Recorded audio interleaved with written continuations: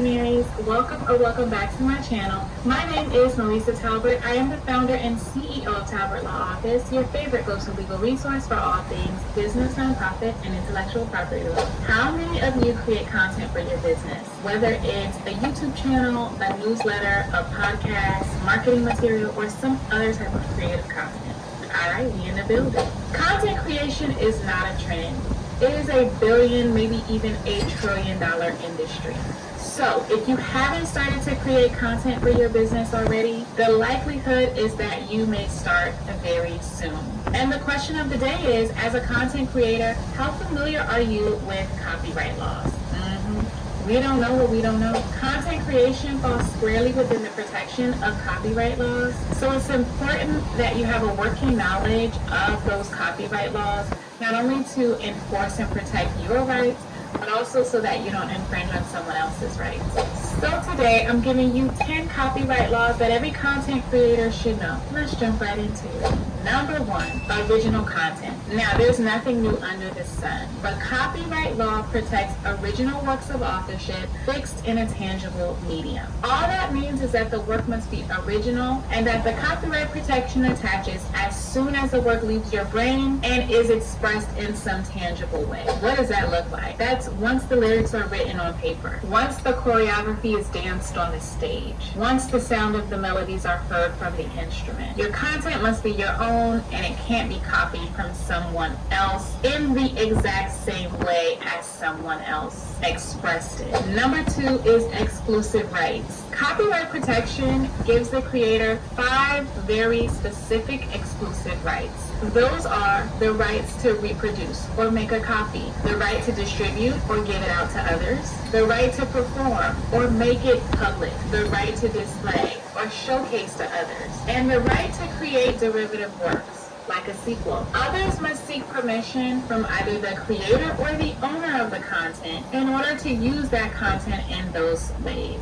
Number 3 is the fair use doctrine, which we've talked about before. Fair use allows the limited use of copyrighted material without permission for very limited purposes, such as criticism, parody, education, commentary, news reporting, or research. Factors that are used to determine fair use include the purpose and use of the content, the amount of the content that's used, and the effect on the market value of the content. Number 4 is the public domain. Works that are in the public domain are generally not protected by copyright law and are able to.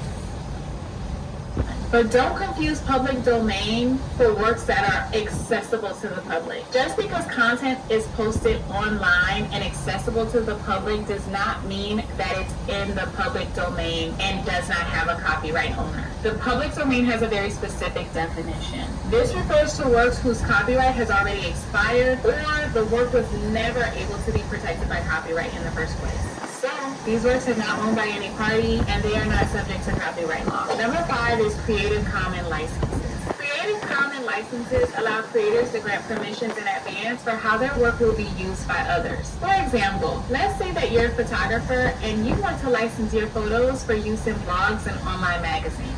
You can upload your photos to Creative Commons so that you can still control how those photos are used. Creative Commons licenses range from allowing any use of content with just merely attribution or giving credit to the source, all the way to restrictive uses that limit derivative or other commercial uses.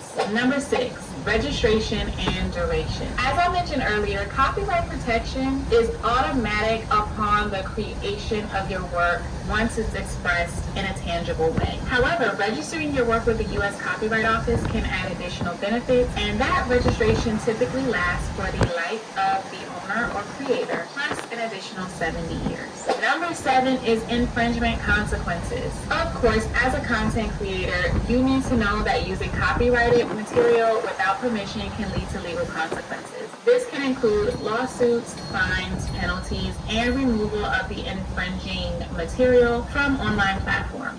Number 8, you need to be aware of the DMCA, or the Digital Millennium Copyright Act. The DMCA is a law that gives copyright owners the ability to request the removal of their infringing content from online platforms. For example, if someone is infringing on your copyright on Instagram, you can file a copyright infringement report with Instagram to have that content removed. Alternatively, if someone is infringing on your copyright on an online platform that doesn't already have a mechanism for how to report those types of claims, then under the DMCA, you can send a DMCA notice, which will request the online platform to remove that copyrighted material. If you need a DMCA takedown notice, you can grab one at the TLO Marketplace. And if you've received a DMCA takedown notice and you need to respond, you can also grab a counter notice response at the TLO Marketplace as well. We got you covered. Number 9 is moral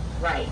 Moral rights protects the personal and the reputational interests of a content creator. This can include the right to attribution, which means the right to get credit for things that you have created as a content creator. And it also includes the right to object to derogatory treatment of your work. These rights vary by jurisdiction and are usually not acknowledged in the United States, but they do exist. This is why reading and understanding your contracts are so important.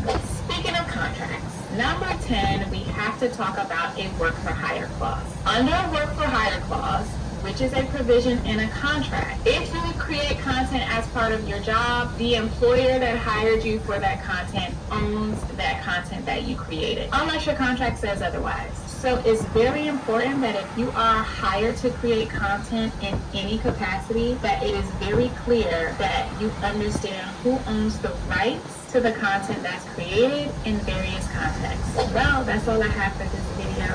Understanding the key aspects of copyright law as a content creator can really help you avoid legal issues and help you enforce and protect your own rights as a content creator.